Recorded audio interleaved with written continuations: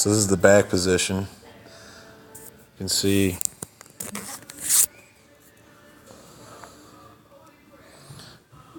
your tight arch.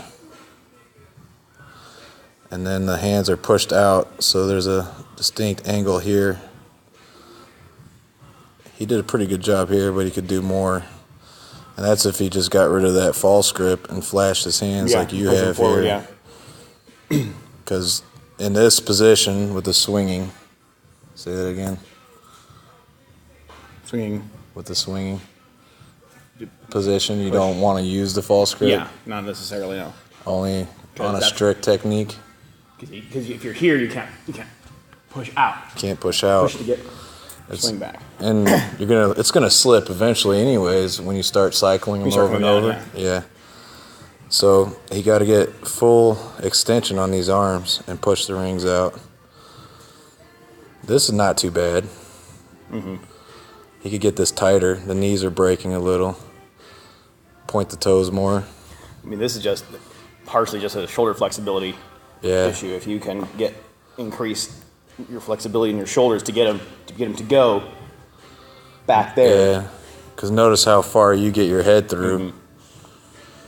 His head's not as far through, and that's just flexibility. Your chest is pushed out more. Mm-hmm. All right.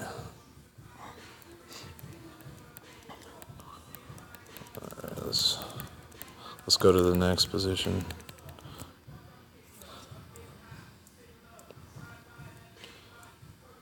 Right before the hips pop, you get a tight hollow right here.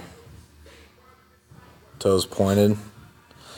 This angle here should roughly be the same angle on the other side, on the backswing, would you say? It's going to be a little less. A little less because instead of pushing, you're kind of starting to pull down. It's not as strong of a. It's not as. You can't get quite as much pull as you can push. Okay. It's going to be a little bit less. All right, so let's check out his position. But my toes are probably the same height as they, or actually maybe even higher than they were back. Right before. In the back. He's getting a good hip hop, but his knees bent. The toes will go higher on the front position. Yeah. On the hollow body. Then the back position. Yes. So on his hollow body, which doesn't exist, he's got like a Z. Knees are broken. Want those knees straight, toes pointed.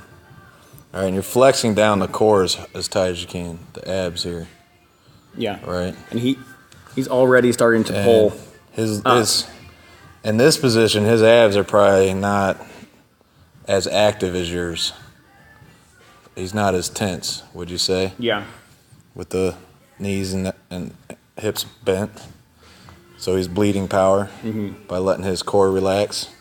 He's already started to pull. I think my arms are still straight? Yeah. So his elbows are already bent here. And yours are still straight. So you're still just drawing all the power you can out of your body. And he's pulling too early.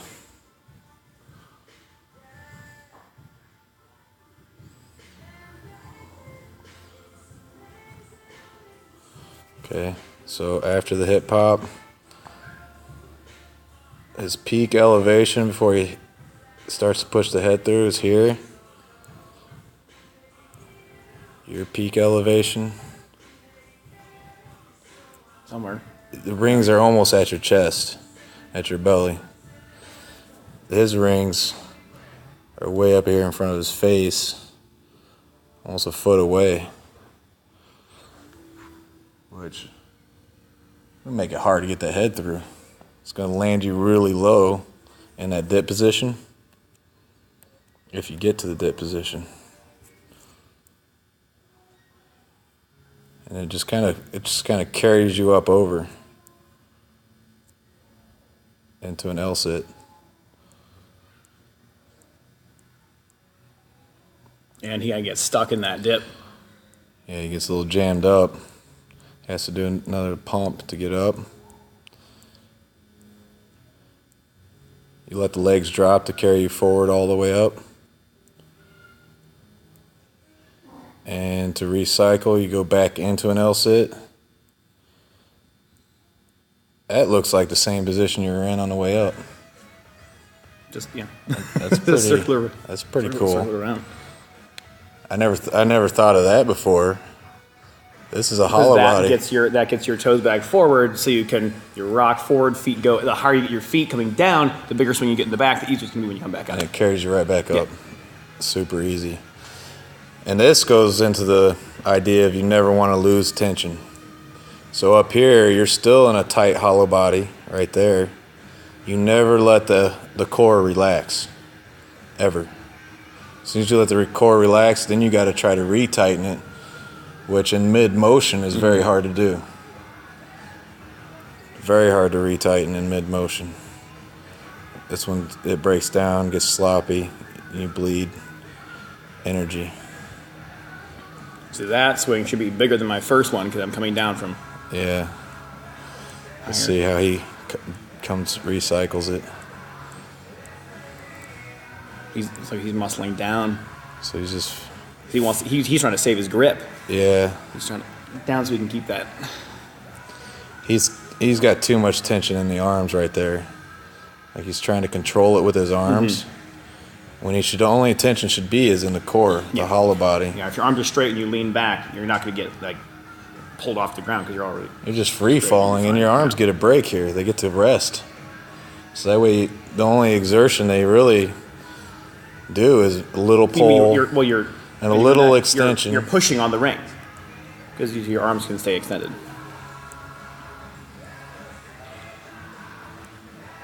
And you can just see how that's all broken up on the way down. Knees broken, hips broken. And he doesn't snap back and carry that momentum through right back to the next one. Nope, past the line again. Went higher that time. So the second one's going to be a lot easier than the first one once you get it rolling.